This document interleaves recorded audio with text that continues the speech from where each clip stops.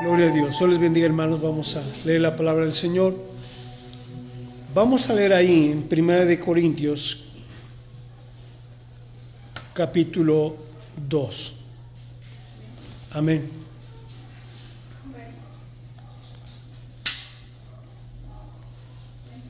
Tenemos ahí 1 Corintios capítulo 2 y vamos a leer. Quiero que me siga con su vista. Vamos a leer del verso 11 al 14. Siga usted con su vista y la palabra del Señor dice así: porque ¿quién de los hombres sabe las cosas del hombre sino el espíritu del hombre que está en él? Así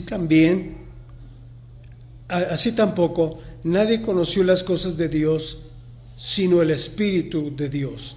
Y nosotros no hemos recibido el espíritu del mundo, sino el espíritu que proviene de Dios, para que sepamos lo que Dios nos ha concedido, lo cual también hablamos no con palabras enseñadas por sabiduría humana, sino que las que enseña el espíritu, acomodando lo espiritual a lo espiritual.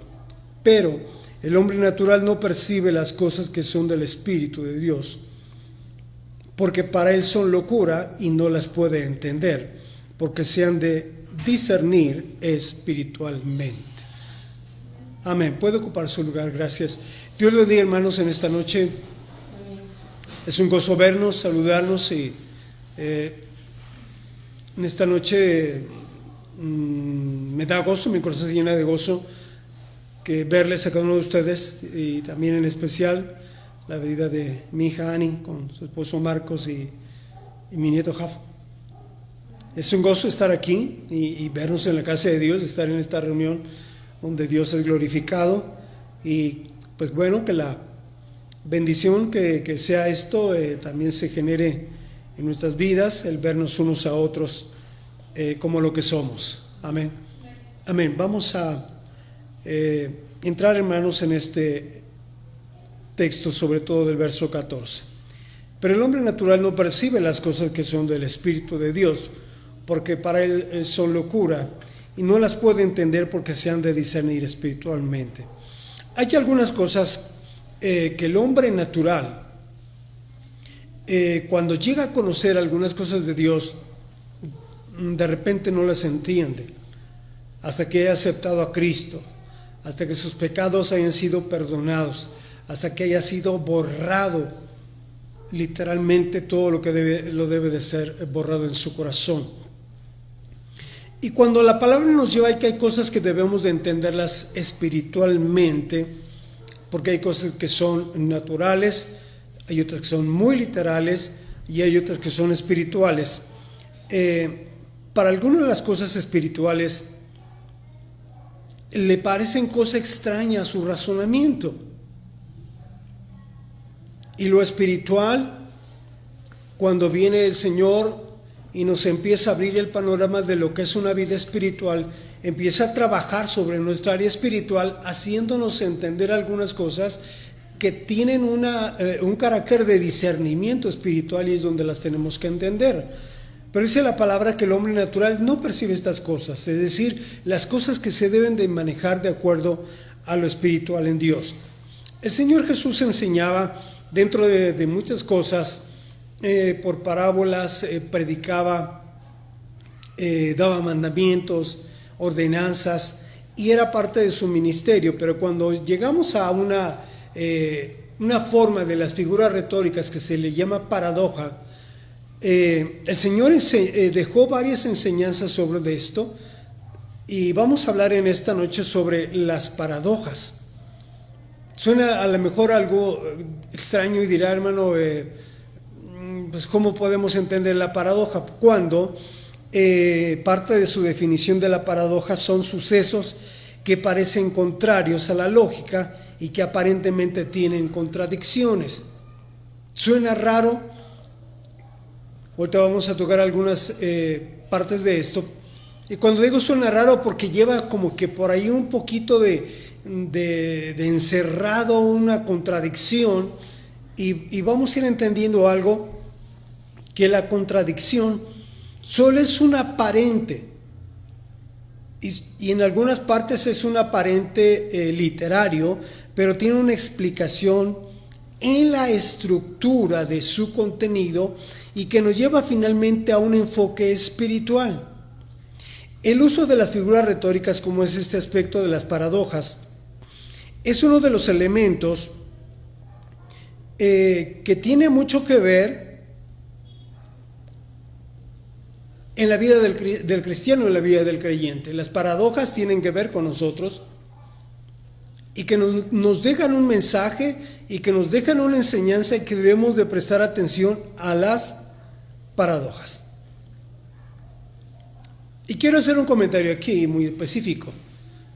Para muchos cristianos, entender las paradojas con estos términos que llevan cierta apreciación de equivocación, de contradicción, y empiezan a encontrar cosas donde se toman para desistir o para alejarse de ser cristiano y renunciar a su fe, cuando no hay un entendimiento o cuando no hay alguien que les explique cuál es la razón de las paradojas. Y para muchos las paradojas es una puerta de salida y decir, ¿ves? La Biblia se está contradiciendo. Lo que está escrito está raro, eso no lo entiendo, y es más, está en contra de mis principios, en contra de lo que a mí me han enseñado, y eso está en contra de todo. Mejor yo me retiro, mejor lo dejo hasta aquí y no más las cosas de Dios. Vamos a entender esto. Las paradojas son en la vida del cristiano una situación de práctica. Tenemos que practicar las paradojas, pero vamos a entenderlas. Hay una muy dentro de esas, vamos a tocar algunas hasta tratar de concluir este tema. Hay muchas, voy a abordar unas del Nuevo Testamento y también del Antiguo Testamento, pero déjenme abordar esas que están aquí. San Juan 12:25 dice que el que ama su vida la perderá, y el que aborrece su vida en este mundo, para vida eterna la guardará. El que ama su vida la perderá. Y de entrada, cuando empezamos a analizar un poco este término, dirá entonces, si amo mi vida, pues la voy a perder. Entonces, ¿para qué me amo? Si amo mi vida, ¿qué chiste tiene amarme? Sino que la voy a dar en pérdida. No tiene caso ser cristiano. Vea esto. Cuando venimos al conocimiento de Cristo, el Señor acepta nuestra vida y somos de Cristo. ¿Amén? Somos de Cristo. Nuestra vida pertenece ya a Él. Somos de Él. Estamos en sus manos y con todo lo que sea, el Señor nos ha recibido. Tal y como somos, el Señor nos ha recibido. Amén. La perderá para sí mismo, pero nuestra vida ahora está escondida con Cristo en Dios. Se llega a decir, conforme a Colosenses 3:3, porque habéis muerto y vuestra vida está escondida con Cristo en Dios. Ahora estamos conscientes que nuestra vida depende del Señor, depende de Dios, depende de Cristo. La parte, cuando el apóstol habla en Gálatas 2:20, él está diciendo que ahora su vida, dice, ya no vivo yo, mas Cristo vive en mí. Y lo que vivo en la carne, lo vivo en la fe. Y entra entonces al terreno ya espiritual, lo vivo en la fe del Hijo de Dios, el cual me amó y se entregó a sí mismo por mí. Cuando dice esta palabra, el que aborrece su vida en este mundo, para vida eterna la guardará, está dando a entender que esta vida que Dios nos ha dado no le pertenece ya al mundo. Ya no somos del mundo, no vivimos bajo las normas del mundo, ni mucho menos bajo lo que el mundo está exigiendo. Nosotros nos debemos a Cristo, pertenecemos a Cristo, ¿Y qué ganamos con eso en esta paradoja sencilla? ¿Qué ganamos con eso? Dice la palabra que estamos leyendo, ¿qué obtenemos? La vida eterna. Y lo que podemos, hermano, entender en esta primer paradoja, que aun cuando haya cierta pérdida, y a esta paradoja se le puede llamar la paradoja sobre ganar, o si queremos ganar, tenemos que perder. Amén. Tenemos que hacer eso. Y nuestra vida para el mundo puede estar perdida. Y cuando se le da testimonio al mundo de que somos cristianos y que seguimos a Dios y que tenemos ahora una fe en Cristo, ¿saben qué dice? Pura pérdida de tiempo. Para ellos es pérdida de tiempo. Para nosotros es ganancia. Amén. Para ellos suena raro, suena contradictorio, es más, les suena como ofensivo. ¿Cómo que ahora eres hermano y que ya tienes fe y que ahora vas a tener bendición y que Dios ya te habla de vida eterna? No entra en su razonamiento, no entra en sus conceptos y sobre todo verlos desde el punto de vista, como dice la palabra que leíamos, que debemos de entender porque estas cosas son movidas o son establecidas por el Espíritu de Dios. Para el mundo son locura y no las pueden entender porque se han de discernir espiritualmente. Amén. ¿Vamos bien, hermanos? Gloria a Dios. Segunda paradoja, la paradoja del recibir. Es decir, si anhelamos recibir, debemos estar listos para dar. Amén. Y eso creo que lo conocemos muy bien. Y mire cómo empieza esta paradoja de Lucas 6:38, muy sencillita. Dad y se os dará. Y en la parte natural de la gente, y voy a enfocarlo de esta manera, algunos dicen, no, es que no me entra, ¿cómo, por qué te tengo que dar? ¿O por qué le tengo que dar? O sea, ¿a mí quién me da? Y empieza la argumentación. No, y además a mí me enseñaron que yo soy el que debo de recibir porque así me han enseñado y a mí tienen que darme porque así me dijeron, tienen que darme. Y tienen esta postura incluso de ver que este principio de dar va en contra de su cultura, va en contra de su mentalidad y casi están diciendo, es que a mí nadie me debe de obligar para dar, ¿por qué tengo que dar? Y la misma palabra nos da, si cumplimos con esta paradoja, da y se os dará. Viene un punto y coma, y yo creo que el escritor cuando estaba plasmando esto, Lucas, hizo una parada ahí. Y después recibe lo demás de complemento del texto. Y es donde viene la bendición de cumplir esta paradoja.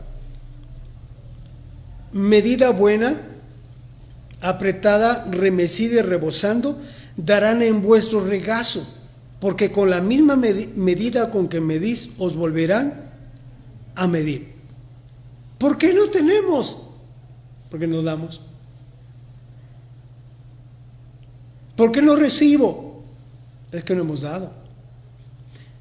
Una de las versiones dice, nueva traducción viviente, den y recibirán, lo que den a otros les será devuelto por completo, apretado, sacudido para que haya lugar más y desbordante y derramado sobre el regazo. La cantidad que den determinará la cantidad que recibirán a cambio. Yo decía, como que esta traducción también sería bueno aplicárnosla. Está muy específica, está muy interesante. Estas paradojas Suena un reto, suena un desafío. Cuando les estaba analizando decía, ¿cómo el Señor no se equivoca al dejar este tipo de enseñanza para confrontarnos en nuestra conducta, en nuestra manera de ser? No se equivoca. Nos ponen un reto de decir, si cumples esta palabra, estas paradojas que te dejo, hay bendición enseguida. Hay bendición para esto y lo especifica también. Pero reitera, el hombre natural no lo entiende. ¿Sí? La manera en que a veces usted da, la manera en que otorga una bendición a alguien, hay gente que dice, qué tonto, ¿para qué le da? ¿Que le sobra el dinero? ¿Por qué le da? No, no es eso. Es que estamos cumpliendo. Y nosotros, y les voy a ser honesto, sé que muchos de ustedes cuando dan algo, no andan investigando. Y hay gente que sí, antes de dar, investiga. Pero dice la palabra, si ves a tu hermano o ves quién tiene necesidad, parafraseando le está diciendo, dalo, ayúdalo al momento. No le digas, regresa mañana, pasado mañana. Él da, cumplir con esta palabra, si hay la oportunidad al momento, es al momento. Si es la oportunidad de que pueda hacerse a la manera incluso de aumentar bendición, como Dios le bendiga, adelante. Dice Proverbios, hay quienes reparten y les es añadido más, y hay quienes retienen más de lo que es justo, pero viene la pobreza. Amén. El alma generosa será prosperada. Y esta parte, hermano, qué bárbaro, qué palabra tan específica y bien trazada. El alma generosa. O sea que es un asunto ¿de dónde? De mi corazón, de acá adentro. Pero dice, es generoso. Y generoso es que da con bendición. Será prosperada, y el que saciare, él también será saciado. Ve cómo la palabra nos lleva a ciertos parámetros donde dice esto es, en este punto básico de poder dar, lo haces, hay bendición, esto y esto. Y viéndolo, hermanos, es tan claro, tan fuerte esto que yo decía, si esta paradoja, estos principios que Dios nos está enseñando, todos, tal vez familiarmente, congregacionalmente, o como Dios nos permita, lo pudiésemos manejar, ¿qué cree? ¿Tendríamos o no tendríamos bendición? Sí. Pero a veces lo hacemos con miramientos, lo hacemos con investigación, lo hacemos incluso con cierta cuestión de juicio, de ahí, sí, no. Y dice el Señor, en Proverbios 19:17, a Jehová presta el que da al pobre, y el bien que ha hecho se lo volverá a pagar. En otras palabras, si hay esa bendición de dar, Dios no se queda con nada, lo va a regresar. Amén. El cumplir con esta palabra de esta paradoja, dad y se os dará, déjeme decirle que es un acto de desprendimiento. El dar es un acto de desprendimiento. Es la capacidad de ser movido a una compasión respecto a las necesidades de los demás. Y cuando vemos al Señor Jesús, en cuanto al poder dar y en el poder compartir, cuando está la necesidad de los, digamos, de la gente de los 5,000, y cuando hay esa posibilidad de hacer un algo, dice la palabra que Él tuvo compasión de esta gente y fue movido. Recibe los panes, recibe los peces, y también ahí entra una parte muy interesante. Quien le da los panes y los peces cumple con esta palabra, con esta paradoja. Dad y se os dará. Lo recibe el Señor llega a sus manos, ora y es multiplicado. Pero el Señor lo hace en beneficio, o lo hizo en beneficio de esta gente. No se quedó con nada. Y todavía al final da las instrucciones. Tienen que reunir, junten todo, que nada se pierda. Y dice la palabra que fueron 12 cestas de lo que recogieron de todo lo que sobró.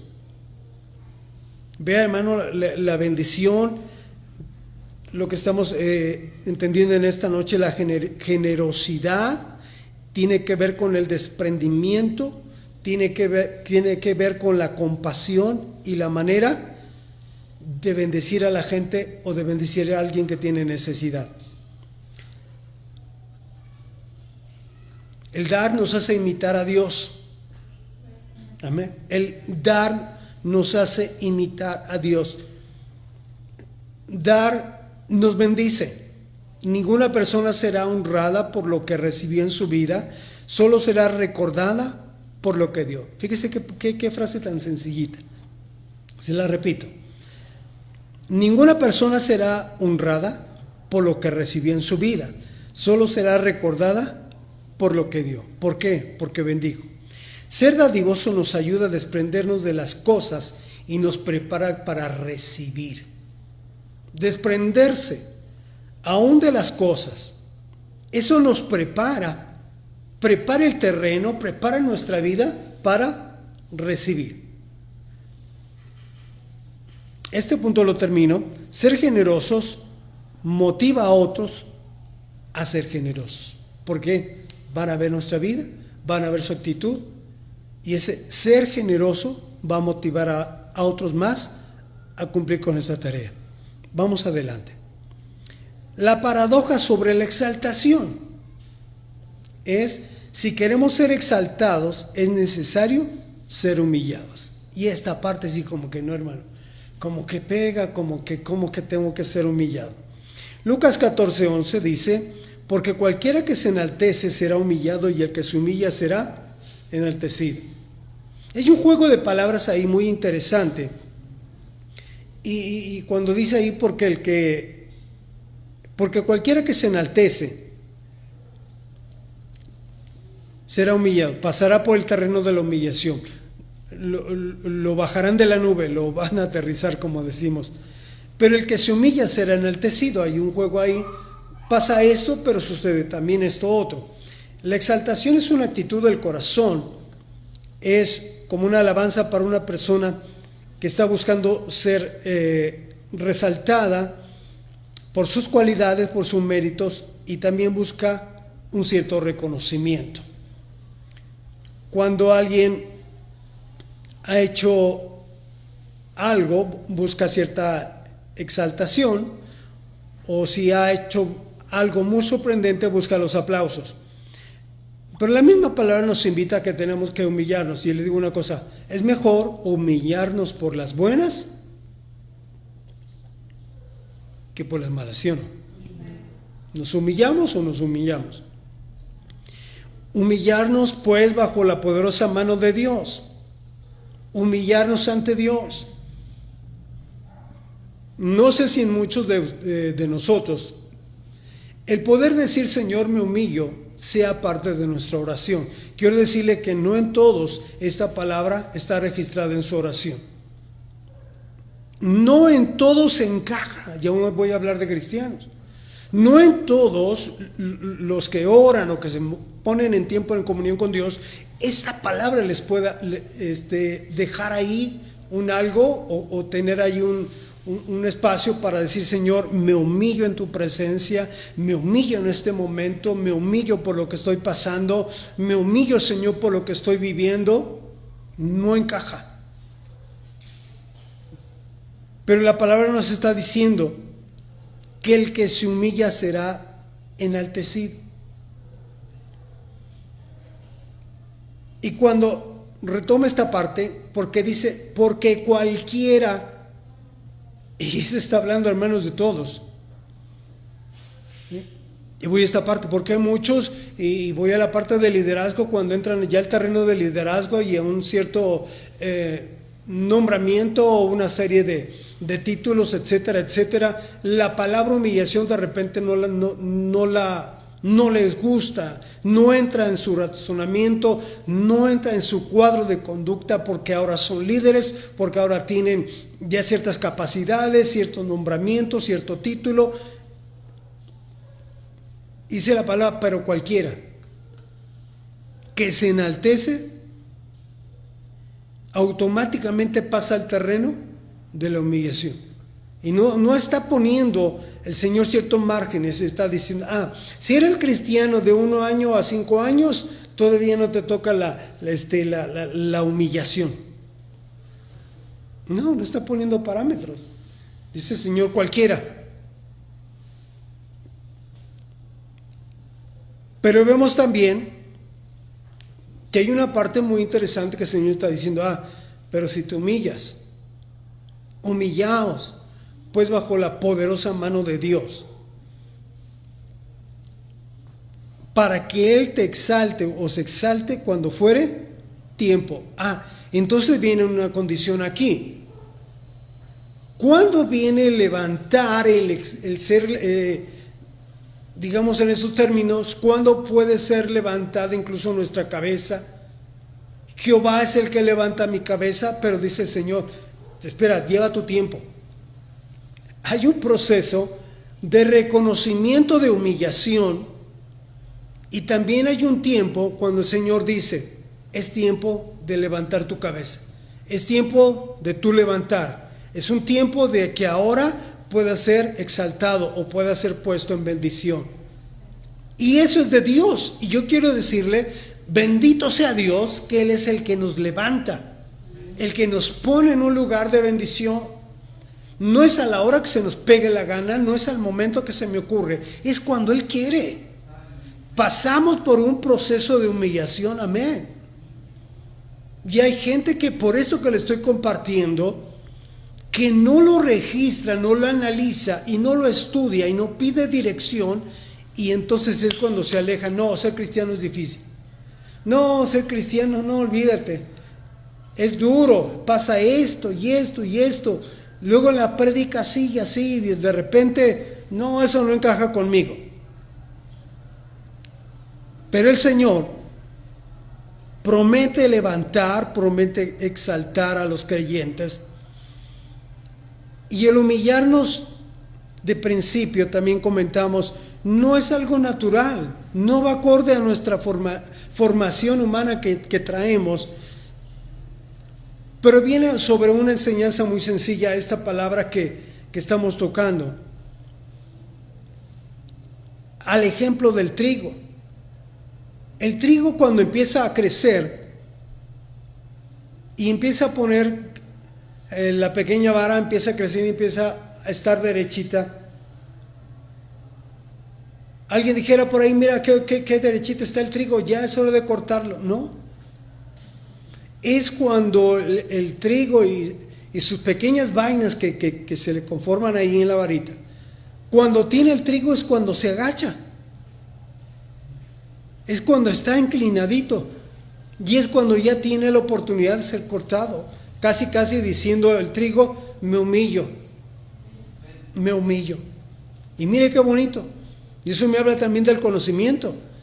Cuando Dios nos va llenando de conocimiento, sabemos, más vale que tomemos la actitud del trigo. Agachaditos nos vemos bonitos. Amén. Agachaditos. No porque, mira, es un agachado. No, esos términos no van con nosotros. Me humillo delante de la presencia de Dios porque lo que Él me permite saber y conocer merece toda la honra y toda la gloria del Señor. Amén. Dios nos permite, hermanos, tener esa práctica de esta paradoja. Amén. Que el que se humilla ser exaltado. Más adelante, la paradoja sobre el saber. Si buscamos saber o volvernos sabios, debemos de considerarnos ignorantes. Y le vuelvo a repetir, estas partes como que no encajan. ¿Cómo es que yo me debo de sentir ignorante? Dice el apóstol Pablo en Corintios, 1 Corintios 3:18, nadie os engañe a sí mismo. Si alguno entre vosotros se cree sabio en este siglo, hágase ignorante para que llegue a ser sabio. Qué juego de palabras, ¿no? Muy interesante. Vemos sobre estos puntos cómo apela la conducta del hombre, cómo apela la forma de ser, donde cuando tocamos estas partes muy interesantes, nos hace ver que apela mucho a la gente de que porque ya sabe, porque tengo cierto aquí, allá, y se suben el cuello y demás. Y dice, nadie se engañe a sí mismo. Si alguno entre vosotros se cree sabio en este siglo, hágase ignorante. Como diciendo, tranquilo, que no se te suba. Bájate de la nube. En primer lugar, cuando vemos el apóstol Pablo les está hablando a los de Corinto, que era un pueblo, un lugar, una iglesia donde había de todo. Y cuando está diciendo esta parte que tenían que humillarse, tenían que bajarse, tenían que hacerse como ignorantes, para ellos no les encajaba esta enseñanza, porque se sentían lo mejor, tenían de lo mejor, había dones, había habilidades, había capacidades espirituales, pero era necesario decirles esto. Ellos creían que lo sabían todo, como los grandes maestros, porque había quienes estaban siguiendo corrientes filosóficas que se movían muy fuertemente a su tiempo y seguían los pasos de grandes personajes. Sin embargo, el apóstol Pablo, cuando les hace ver esta palabra, lo primero que tenían que darse cuenta es que tenían que saber que el conocimiento, lo que ellos sabían, esa parte de sabiduría, era porque la habían recibido del Señor, no era por ellos mismos. También da a entender que tenían que abandonar cualquier concepto y aprendizaje de este mundo que fuera contraria a la palabra del Señor, y que pudieran dejar hacer a un lado todo este tipo de aprendizaje.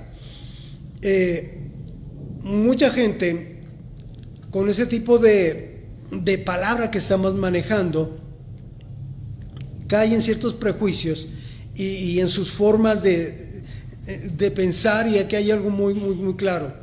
A la gente jamás le gusta que le digan ignorante. No, se prenden, se enojan, se molestan. Pero para nosotros entender, hermano, que la sabiduría que hemos recibido de Dios, no del mundo ni la sabiduría animal diabólica, sino la sabiduría de Dios, nos pone en un papel de tener esa opción y facultad de decir, soy ignorante, todavía me hace falta aprender. Levantamos la mano y decimos, creo que no lo sé. Creo que todavía me falta mucho en el conocer del mundo, de lo que es Dios, de todo ese mar de conocimiento del Señor. Me falta mucho, como que nada más estoy paradito en la orilla. Profundidad nos lleva tiempo. Y la gente en algún momento dado se llega a ofender, pero cuando practicamos la palabra y cuando vemos que a Dios no le vamos a ganar en conocimiento, nosotros no somos de los que estamos diciendo, levanto mi mano, quiero que me digan sabio, quiero que me digan que lo sé, sí, apláudanme porque lo sé, aplausos porque sabe. No vivimos de esa naturaleza, no vivimos de esa forma de. Lo que sabemos es por la misericordia de Dios. Lo que sabemos es porque a Dios le ha placido enseñárnoslos y ha tocado nuestra mente, entendimiento, y ha renovado nuestra mente para que el conocimiento que viene de Dios baje a nosotros. Amén. De lo demás, no podemos decir, porque nos conocemos, porque sabemos quiénes somos, y creo que nadie nos gusta que nos engañen, ni menos nosotros debemos de engañarnos a nosotros mismos. Y si nosotros nos creemos sabios, tenemos que tomar esa postura sobre esta paradoja, sobre el saber. Si buscamos ser verdaderamente sabios o entendidos, debemos ser considerados como ignorantes. Amén. Vamos, continuamos. La paradoja sobre ser el primero. Si queremos ser los primeros, debemos ser los últimos y servidores. Amén. Quiero ser el primero. Por naturaleza, no nos gusta ser los últimos. Fórmate la fila tremenda. Pero si ven la oportunidad de meterse, ¿qué hace? Se mete. No quiere ser el último, por naturaleza. Y menos cuando se habla de tratar de ser en cierta actitud, en cierta forma para que digan, yo prefiero ser el primero, si me puedo dar a conocer como que soy el primero en esto, me voy a dar a conocer que soy el primero que hago aquí, que pretendo, que logro, que alcanzo, lo ideal. Pero el Señor les está diciendo en Marcos 9:35, entonces Él se sentó y llamó a los 12 y les dijo, si alguno quiere ser el primero, será el postrero de todos y el servidor de todos. Marcos 9:35. Y eso no cuadra, ni en la forma de pensar, ni en la actitud, y mucho lo voy a decir de una manera clara. Para muchos cristianos este texto no encaja. Pero el Señor nos está hablando de esta forma de paradoja, de esta forma de decir, ¿quieres entender algo más? ¿Qué significa? ¿Qué significa ser el primero? Va a empezar de atrás para adelante. Y este es un sistema, una forma muy distinta que el Señor maneja. Es diferente de lo último para que pueda ser el primero. Este texto apela mucho a la enseñanza de donde se habla de tú eres el campeón. Tú eres el triunfador exitoso. Saca el campeón que llevas dentro. No es por ahí. Si queremos ser los primeros en el reino de los cielos, tenemos que ser últimos y gente de servicio. Amén. Marcos 10:42 el Señor señala, llamándolo les dijo, sabéis que los que son tenidos por gobernantes de las naciones se enseñorean de ellas y sus grandes ejercen sobre ellas potestad, pero no será así entre vosotros, sino el que quiera hacerse grande entre vosotros será vuestro servidor. Y sabemos qué significa un servidor. Amén. ¿Sí? ¿Sabemos qué significa un servidor? Amén. Voy más adelante, algunos dicen, el gran siervo. No, y ponen títulos de todo a todo. Pero resulta, y aquí viene algo muy interesante, que el gran, o los gran que se nombran, no sirven en su casa. No se toman una molestia, una tarea de poner una mesa para su familia, de ponerle utensilios, de preparar algo por ahí, de compartir y de tomarse la molestia de recoger incluso su plato a su mesa. Pero dice el Señor, es que tienes que ser un servidor. Y todo empieza desde casa. Es muy rico decir, sírveme. Y si hay cristianos, déjenme decirle que toman este papel, sírveme. Y en las congregaciones, hermanos, sírvanme. Cuando el mismo Señor, en un ejemplo que está dando, le habla a los discípulos y les dice que el Hijo del Hombre no vino para ser servido, sino para servir. Y yo decía esto, qué tremendos somos, qué terribles y qué feos somos algunos, que se la ganamos entonces al Señor.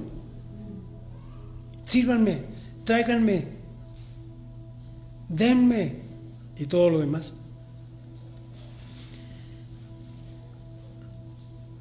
Cuando encontramos este ejemplo de esta, o entendemos esta paradoja tan curiosa, pero con toda la realidad, cuando la palabra está diciendo, si alguno quiere ser el primero, no está diciendo si quieres, depende de ti. Si tú quieres ser el primero, serás el último de todos y el servidor de todos. No. Pero dice el Señor, si quieres. Esta paradoja nos confronta en el gusto de, si tú quieres, si está en la disposición. Si no, no te preocupes. Pero déjeme decirle que el Señor nos ha preparado y nos ha habilitado y nos ha preparado, reitero la palabra, para ser gente de servicio. Y el servir nos dignifica. Y el servir nos hace sentir gente de bendición y gente útil. Amén. He entendido claramente en Dios que Dios nos ha puesto en un papel de servidores. No importa que seas el último, no importa que seamos a lo mejor los que estamos formados, pero tenemos que hacerlo, lo hacemos para gloria de Dios. Dicen amén. Somos llamados a servir para honra y gloria del Señor. Por lo tanto, también Dios nos permite poner en práctica esta paradoja del Señor. Y en esta paradoja siguiente, la paradoja sobre entrar en el reino de Dios, es necesario como ser un niño. Entrar en el reino de Dios es necesario ser un niño o como un niño. Mateo 18:1 dice, en aquel tiempo los discípulos vinieron a Jesús diciendo, ¿quién es el mayor en el reino de los cielos?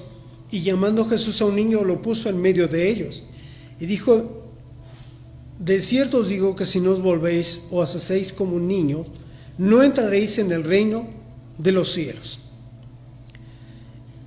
Y podemos ver, hermanos, dentro de algunas características,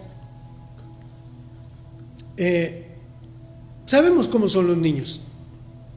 Y sea como sea, mire, los niños traviesos, los niños son inquietos.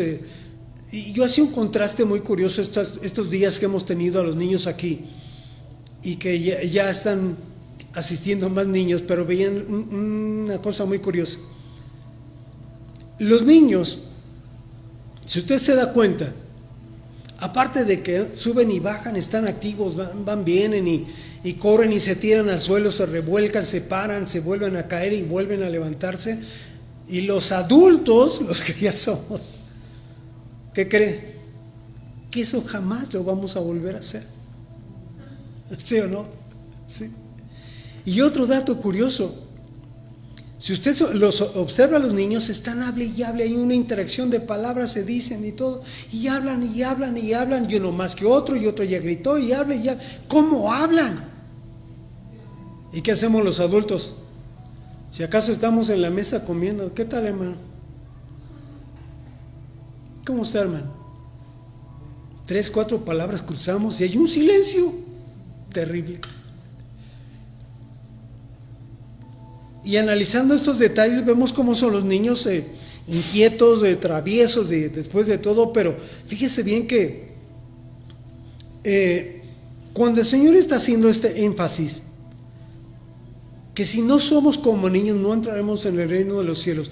Nos habla también, hermanos, de esa sencillez, esa inocencia que ellos tienen, pero también esa limpieza de su corazón. El niño no guarda rencor. Sí se enojó con sus amiguitos y demás y todo, y después al rato ya están de vuelta, igual, no pasó nada. Y nosotros, Padre Santo, pasa una semana, 2 semanas, no se hablan. Es más, ya ni voy a asistir a la iglesia porque tal hermanita está ahí y me hizo esto, y empiezan a hacer contabilidad de todo, y por esa razón ya no voy. No somos niños. Está dando el Señor a entender, en tu carácter, en tu conducta, tienes que bajarte al nivel de los niños. Voy con algunos detalles. Los niños están acostumbrados a ver, a ver las cosas a su manera, como ellos le entienden, con mucha sencillez, pero a la vez con mucha claridad. Y así entienden las cosas los niños, con mucha sencillez, con mucha claridad, y aparte son muy abiertos a recibir todo. Y en esta parte, hermano, cuando a veces se nos predica, no somos tan abiertos para recibir la palabra, porque no nos gusta, porque nos pega, nos confronta, nos hiere, nos lastima y salimos incómodos de la congregación. Usted ha visto a los niños últimamente cuando les dicen: papá, vámonos, es hora de irnos. ¿Qué ha pasado? Los niños no quieren irse. Es más, lloran. Y hacen cada cara y hacen cada cosa. Y a veces a mí me causa gracia. No quieren irse. Y algunos de los que a lo mejor recibimos la palabra estamos enojados, molestos, la predicación ya se alargó, ya están haciendo no sé qué, a ver a qué hora nos vamos, por qué no terminan, y empezamos a sacar cuestiones. Y además de absorber la palabra, como los niños la absorben, la reciben, nosotros ponemos límites. Esa palabra no me gustó porque estuvo muy dura. Esa palabra no encaja conmigo. Ellos tienen un corazón sencillo, un corazón humilde, pero también un corazón de obediencia. Los niños son obedientes. ¿Y verdad que nos cuesta ser obedientes, hermano? No dijeron amén, pero moviendo sus caras, es verdad. Para poder entonces entrar al reino de los cielos, el reino de Dios, es necesario creer, como también los niños tienen una fe y una credibilidad en Dios de una forma muy franca y muy abierta.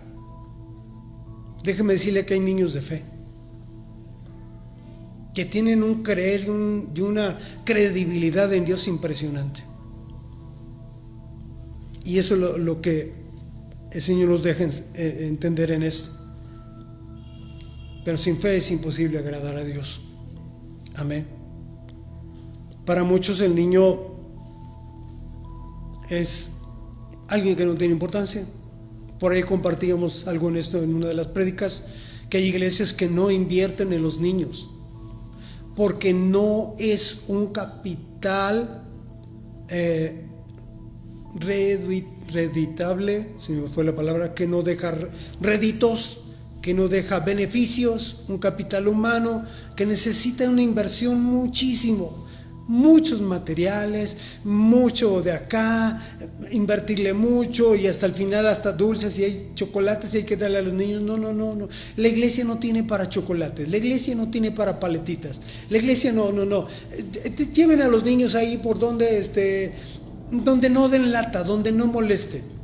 Y mire qué bendición cuando el Señor está viendo que en esa comparación que está haciendo nos está ubicando y nos está poniendo en una corrección de que tenemos que bajarnos y entender que aún nuestra conducta en muchas cosas todavía tiene que ser como niños.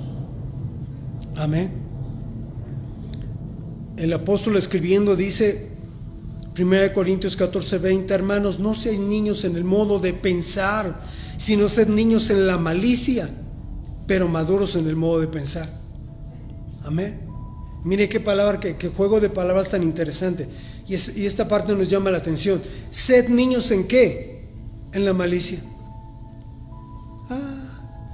Estaba meditando si hicieran una encuesta de malicia, pues a lo mejor en esa se la gana, ¿no fue? Pero la palabra está diciendo, no seas niño en el modo de pensar, no sean niños en esto, en aquello. Y yo decía, qué interesante es esta parte, nos está ubicando, no seas así, no seas así, no seas así, pero apela a la conducta. Qué tremendos, y déjeme decirlo así, lamentablemente hay mucho cristiano malicioso,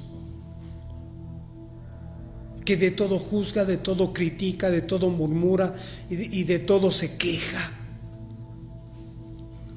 Y resumiendo esa actitud, es malicia, proveniente del mal. Por eso la palabra lo encierra ahí conjuntamente, mal, malicia.